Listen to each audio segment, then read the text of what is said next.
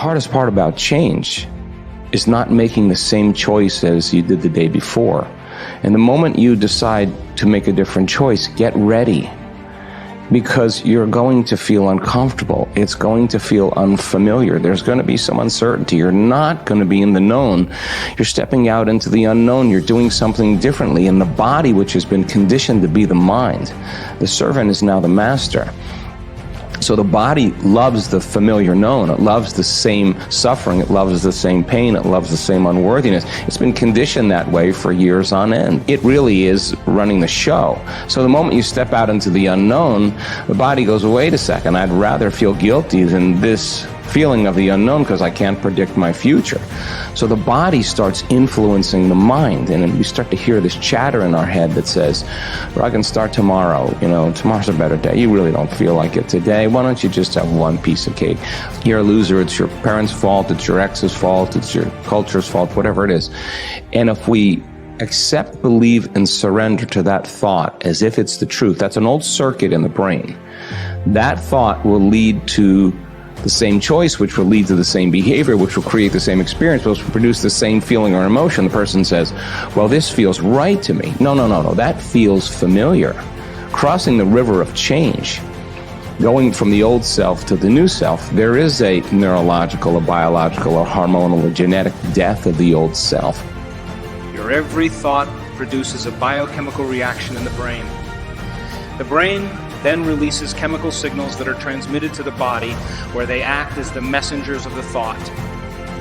The thoughts that produce the chemicals in the brain allow your body to feel exactly the way you were just thinking. So every thought produces a chemical that is matched by a feeling in your body.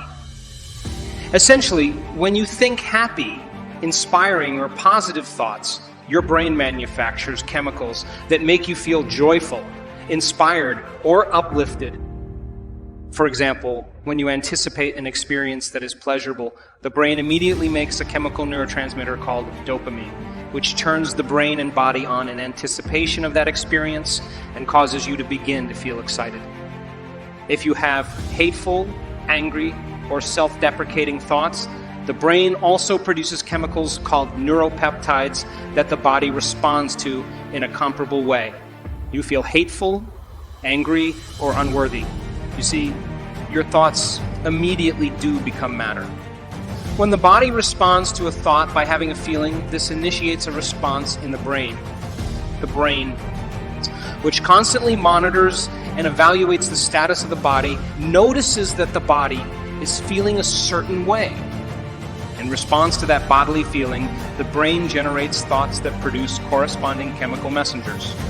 You begin to think the way you are feeling. Thinking creates feeling, and then feeling creates thinking in a continuous cycle.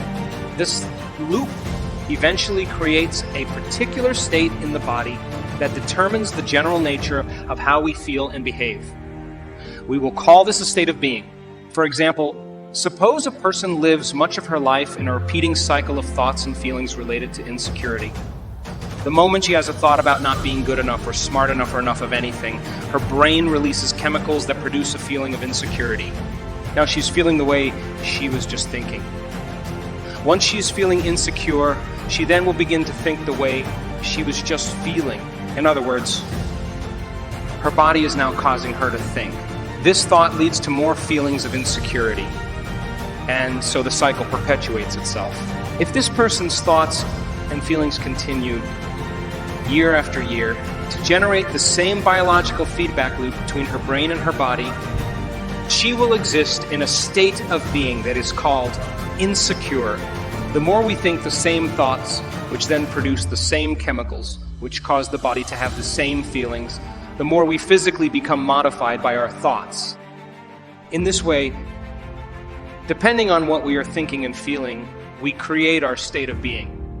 What we think about and the energy or intensity of these thoughts directly influences our health, the choices we make, and ultimately our quality of life. How would an abundant person think? Write it down, dude, and fire and wire those thoughts in your brain and install the hardware. Keep doing it with attention and intention. It becomes the new voice in your head. It becomes a software program. Then say, okay, how am I going to be in my life today? What would an abundant person, how would they behave? And before you reach for your cell phone and start scrolling through your social media, close your eyes and rehearse in your mind how that person would walk, how they would breathe, how they would smile, how they would greet people, how they would be on Zoom calls, how would they be in traffic, how would they be at dinner. And the act of closing your eyes and mentally rehearsing the act, if you're truly present, the brain does not know the difference between a real-life experience and what you're imagining.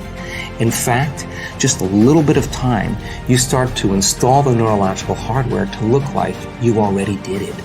Now the brain is no longer a record of the past. It's primed for the future. Keep doing it. Keep rehearsing. No different than playing an instrument. No different than learning how to dance. No different than learning how to act or play a sport. Everybody's always rehearsing, right? The rehearsal process changes the brain to look like you've already done it. You've already experienced it. Now, what's the essential part of that? The hardware is in place. Now all you gotta do is step into the footprint. Keep doing it, it becomes a software program. You start acting like an abundant person. Everything changes. Your energy changes, your mood changes, the way you walk, the way you breathe, your posture changes. You're out of the known, right? Yes. You gotta condition the body now emotionally into the future. Conscious thoughts, repeated often enough, become unconscious thinking. In a common example of this, we must consciously think about our every action while we are learning to drive. After much practice, we can drive 100 miles from point A to point B and not remember any part of the trip because our subconscious mind is typically at the wheel. We've all experienced being in an unaware state during a routine drive, only to feel our conscious mind re-engaging in response to an unusual engine sound or the rhythmic thump of a flat tire. So if we continually entertain the same thoughts, they'll start off as conscious ones, but they'll ultimately become unconscious. Automatic thought programs. There's a sound explanation in neuroscience for how this happens. These unconscious ways of thinking become our unconscious ways of being, and they directly affect our lives just as conscious thoughts do. Just as all thoughts set off biochemical reactions that lead to behavior, our repetitive, unconscious thoughts produce automatic, acquired patterns of behavior that are almost involuntary. These behavioral patterns are habits, and most surely, they become neurologically hardwired in the brain. It takes awareness and effort to break the cycle of a thinking process that has become unconscious. First, we need to step out of our routine so we can look at our lives. Through contemplation and self-reflection, we can become aware of our unconscious scripts. Then, we must observe these thoughts without responding to them so that they no longer initiate the automatic chemical responses that produce habitual behavior. Within all of us, we possess a level of self-awareness which can observe our thinking. We must learn how to be separate from these programs, and when we do, we can willfully have dominion over them. We can exercise control over our thoughts. In doing so, we are neurologically breaking apart thoughts that have become hardwired in our brain. Since we know from neuroscience that thoughts produce chemical reactions in the brain, it would make sense then that our thoughts would have some effect on our physical body by changing our internal state. Not only do our thoughts matter in how we live out our life, but our thoughts become matter right within our own body. Thoughts matter. Out of their belief that thoughts are real and that the way people think directly impacts their health and their lives, these individuals saw that their own thinking processes were what had gotten them into trouble. They began to examine their life analytically. When they became inspired and diligent about changing their thinking, they were able to revitalize their health. A new attitude can become a new habit. To become abundant, we have to overcome the old personality. And that's 95% of who we are, right? Yes. So then, the side effect of the beginning of this process is a lot of discomfort. It is a lot of discomfort because you're stepping outside the known into the unknown, and now you can't predict. It's scary. No, It's you'd rather hold on to your lack. Pain, and suffering. Rather tell the story of that. At least it makes you feel something that's familiar. When you step outside and you're saying, I'm not going to complain about money any longer. I'm not going to complain about I don't have any. I'm not going to judge other people who do. I'm not going to say I can. I'm not worthy. It's never going to work. All those things got to go. I'm not going to feel lack. I'm not going to feel unworthy. I'm not going to feel separation. I'm not going to feel resentment. These are the things that are keeping my reality the same.